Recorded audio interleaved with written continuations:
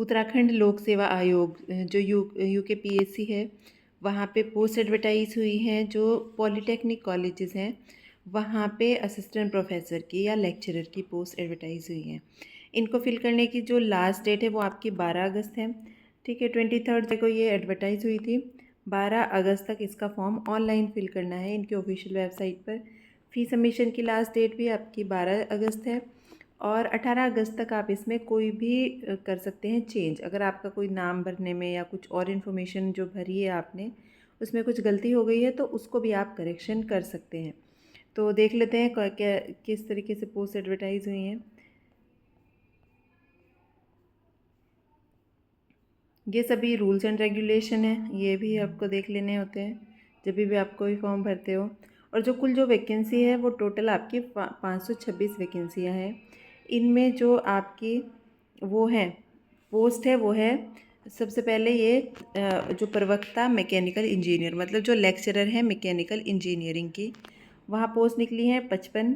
ठीक है, ये इसका जो है आपका पे स्केल हो गया। ग्रेड पे 5400 पे ये पोस्ट है, लेवल 10।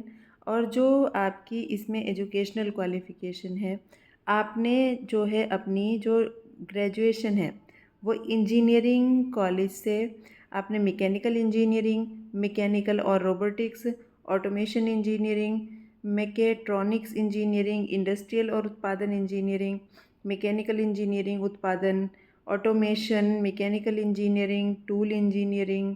ठीक है, इनमें आपने बीई, बीटेक या बीएस की डिग्री की हो, हिंदी की आपको नॉलेज हो, आपने 12th क्लास में या 10th क्लास में पढ़ी होगी हिंदी। ठीक है, ठीक। अगर आपके पास एमएससी भी है उस पर्टिकुलर सब्जेक्ट में तो आपको वरीयता दी जाएगी, गेट आपका क्वालिफाई होगा। ठीक है, आपको 1 साल का आपको एक्सपीरियंस होगा। ठीक है, इनको वरीयता दी जाएगी, जबकि जो बेसिक क्वालिफ़िकेशन है वो आपकी बीई, बीटेक, बीएस है, ये जो जितने मेंशन सब्जेक्ट हैं उनमें। ठीक है, तो आपको सिर्फ इसमें बीटेक ही वही मांगी है, ग्रेजुएशन डिग्री, हिंदी की आपको नॉलेज होनी चाहिए। और अगर आपके पास एमएससी है उस पर्टिकुलर सब्जेक्ट में, गेट आपने क्वालिफाई किया है और आपको 1 साल का एक्सपीरियंस भी है तो इसमें आपको वो वरीयता देंगे। ठीक है, ये अधिमानी अहर्ताएँ हो गई हैं आपकी कि 2 वर्ष की जो आपके वो होता है एनसीसी होता है, आपने एनसीसी का सर्टिफिकेट हो आपका, या आपने एनएसएस में 2 साल तक आपने किया हो। ठीक है, कॉलेज टाइम में। ये आपके जो है जो भी पद हैं आपके, उनका डिस्क्रिप्शन है नीचे कि आरक्षण के आधार पे। ठीक है, यानी कि अकॉर्डिंग टू योर कैटेगरी ये इसमें इतनी पोस्टें एडवर्टाइज हुई हैं। टोटल 55 है, आप देख सकते हो। और कैटेगरी वाइज डिस्क्रिप्शन यहाँ पे है, इसको आप देख लेना फॉर्म फिल करने से पहले। देन इलेक्ट्रिकल इंजीनियरिंग की भी 57 निकली हैं पोस्टें। इसमें भी जो आपकी एजुकेशनल क्वालिफ़िकेशन है, आपको रिलेटेड सब्जेक्ट में आपके पास बीई की डिग्री, बीटेक की डिग्री या पीएस की डिग्री होनी चाहिए और हिंदी की आपको नॉलेज होनी चाहिए। मतलब कहने का मतलब है इसमें जो बीटेक है आपकी या बीई है या बीएस है वो इलेक्ट्रिकल इंजीनियरिंग, इलेक्ट्रिकल और electronics, electrical and power, electrical engineering, electrical electronics and power engineering, इन सब सब्जेक्ट में आपकी डिग्री होनी चाहिए। और अगर आपके पास मास्टर डिग्री है, गेट क्वालिफाई किया है, 1 साल का एक्सपीरियंस भी है टीचिंग का या इंडस्ट्री में काम करने का, तो आपको वरीयता दी जाएगी। ठीक है, एज आपकी 21 से लेके 42 साल है और ये आपका कैटेगरी वाइज डिस्क्रिप्शन है कि किस कैटेगरी में कितनी पोस्ट एडवर्टाइज हुई हैं। ठीक है, देन आपकी सिविल इंजीनियरिंग, इसमें सिविल इंजीनियरिंग से रिलेटेड सब्जेक्ट में ग्रेजुएशन चाहिए। ठीक है, बाकी सारे एजुकेशनल क्वालिफिकेशन लगभग सेम है। ये डिस्क्रिप्शन है कि कितनी पोस्ट एडवर्टाइज हुई हैं। नेक्स्ट है इलेक्ट्रॉनिक्स इंजीनियरिंग और इलेक्ट्रॉनिक्स एंड संचार अभियंत्रण, इसमें 29 पोस्ट एडवर्टाइज हुई हैं।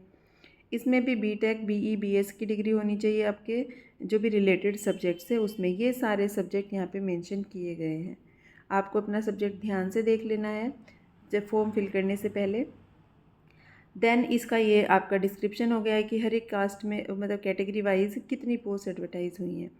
ठीक है, देन ये है अपना नेक्स्ट लेक्चरर है इंस्ट्रूमेंटेशन एंड कंट्रोल इंजीनियरिंग, इसमें 3 पोस्ट निकली हैं और इसमें ये सारे सब्जेक्ट हैं जिनमें आपको देखना है कि आपकी ग्रेजुएशन है। उसके अलावा आप एज रिलैक्से मतलब जो एज है आपकी और जो अदर क्वालिफ़िकेशन है वो आपकी सेम रहेंगी। ये आपका कैटेगरी वाइज इसमें आ गया कि पोस्ट कहाँ पे एडवर्टाइज़ हुई हैं। देन प्रवक्ता computer science and engineering PGDCA जो होता है उसमें 30 पोस्टें निकली हैं और इन 30 पोस्टों के लिए जो आपकी एजुकेशनल क्वालिफ़िकेशन है वो आपकी ये है। रिलेटेड सब्जेक्ट में आपकी BTech BE या BS की डिग्री है और उसके साथ आपको अगर हिंदी की नॉलेज होना ज़रूरी है, प्लस आपने अगर MSc की हो सब्जेक्ट में, आपने गेट क्वालिफाई किया हो तो आपके लिए वो फ़ायदेमंद है। ये डिस्क्रिप्शन हो गया कैटेगरी वाइज की कितनी पोस्ट निकली हैं। नेक्स्ट निकली है मैकेनिकल इंजीनियरिंग में, ठीक है। ये नेक्स्ट निकली है केमिकल इंजीनियरिंग में। देन एग्रीकल्चर इंजीनियरिंग में भी पोस्टें निकली हैं, 3 पोस्टें निकली हैं, ठीक है। जिसके लिए आपको चाहिए जो इंजीनियरिंग से आपकी एग्रीकल्चर इंजीनियरिंग, एग्रीकल्चर टेक्नोलॉजी में आपने BE BTech या BS की हो, ठीक है, हिंदी का आपको ज्ञान हो। उसके अलावा अगर आपने MSc की है रिलेटेड सब्जेक्ट में तो आपको वरीयता दी जाएगी। ये आपकी पोस्टें हैं। एक पोस्ट तो निकली है उत्तराखंड महिला, ठीक है, अनरिजर्व्ड। एक पोस्ट निकली है अनुसूचित जाति में, आप देख सकते हो 3 ही पोस्ट है ना। 2 पोस्टें यहाँ पे अनरिजर्व्ड हैं, ठीक है। एक उत्तराखंड महिला की है उसमें और एक आपकी है अनुसूचित जाति की। तो ये आपकी पोस्टें रहेंगी। फार्मेसी में भी निकली है, ठीक है। फार्मेसी के बाद आपकी भौतिकी में निकली हैं। भौतिकी के बाद आपकी जो रसायन में निकली हैं आप देख सकते हो, ठीक है। रसायन विज्ञान में आपकी डिग्री होनी चाहिए, हिंदी का अंग्रेजी का दोनों का ज्ञान होना चाहिए। लेकिन अगर रिलेटेड सब्जेक्ट में आपके पास डॉक्टरेट है तो आपको वरीयता दी जाएगी, आपने नेट किया हो, कंप्यूटर का आपको ज्ञान हो, ठीक है। उसके ये पोस्टों का डिस्क्रिप्शन है कि कहाँ पे कौन सी कैटेगरी में कितनी पोस्ट एडवर्टाइज हुई हैं। इसके बाद प्रवक्ता गणित निकली है, जिसमें गणित से रिलेटेड डिग्री होनी चाहिए आपके पास। ये डिस्क्रिप्शन है कि कहाँ पे कितनी पोस्टें निकली हैं। देन प्रवक्ता अंग्रेजी भी 48 निकली है आपकी, ठीक है। एक अंग्रेजी विषय में आपका प्रथम श्रेणी में डिग्री होनी चाहिए, हिंदी का आपको ज्ञान होना चाहिए। अगर अंग्रेजी में आपके पास डॉक्टरेट है, नेट आपने किया है, कंप्यूटर का ज्ञान है तो आपको वरीयता दी जाएगी, ठीक है। ये डिस्क्रिप्शन है कि कहाँ पे कितनी पोस्ट एडवर्टाइज हुई हैं।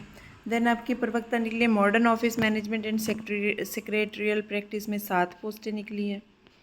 इसके अलावा आपका जो लोक निर्माण विभाग है वहाँ पे सहायक शोध अधिकारी लोक निर्माण विभाग निकली है।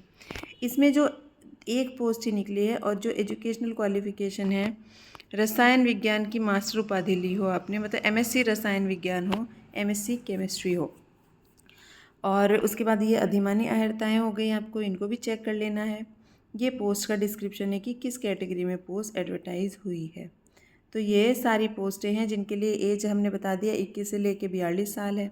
एज में छूट जो है उत्तराखंड गवर्नमेंट के जो भी रूल्स हैं उसके अकॉर्डिंग आपको मिल जाएगी, ठीक है। जो भी आरक्षण है यहाँ पे फॉलो होता है वो यहाँ पे इन्होंने मेंशन किया है, वो उत्तराखंड गवर्नमेंट के अकॉर्डिंग है, आप उसको चेक कर लीजिएगा। ये थोड़े बहुत रूल्स एंड रेगुलेशंस होते हैं और ये ऑनलाइन एप्लीकेशन ही फिल करनी है। इनकी जो वेबसाइट है psc.uk.gov.in या ukpsc.net.in पर आपको जाके ये आपके सारे इसमें रहेंगे जो स्टेप्स रहेंगे, आपको क्या क्या चीज़ें चाहिए फॉर्म भरने के लिए, फाइनल सबमिशन कैसे करना है या ऑनलाइन एप्लीकेशन फ़ी जो होती है वो कैसे पे करनी है, ये सब इसमें मेंशन है। और जो फ़ीस है वो जनरल कैटेगरी के लिए आपकी 172 रुपये है, OBC के लिए भी 172.30, ठीक है। अनुसूचित जाति जनजाति के लिए 82 रुपये है, EWS के लिए भी 172 है। उत्तराखंड जो दिव्यांग है उनके लिए वैसे तो कोई शुल्क नहीं है, बस ये जो चार्जेस लगते हैं 22 रुपये ये आपको लगेंगे। और जो आपके उत्तराखंड राज्य में संचालित स्वैच्छिक राजकीय गृहों में निवासित अनाथ बच्चे जो होते हैं उनके लिए कोई फ़ीस नहीं है, ठीक है। तो ये आपका फ़ीस का डिस्क्रिप्शन हो गया। और आपको ये जो दिशा निर्देश होते हैं एक बार उनको आपको देख लेना होता है जब भी आप कोई फॉर्म फिल करते हो, सो दैट आपको फॉर्म फिल करते हुए कोई प्रॉब्लम ना आए। तो ये इसमें सारे रूल्स वगैरह दिए हैं। तो 12 अगस्त तक अगर आप में इनमें से किसी भी कैटेगरी में या किसी भी सब्जेक्ट में आप फॉर्म फिल करना चाहते हैं तो आप 12 अगस्त तक इनकी जो ऑफिशियल वेबसाइट है हमारी वहाँ पे जाके फॉर्म फिल कर सकते हैं।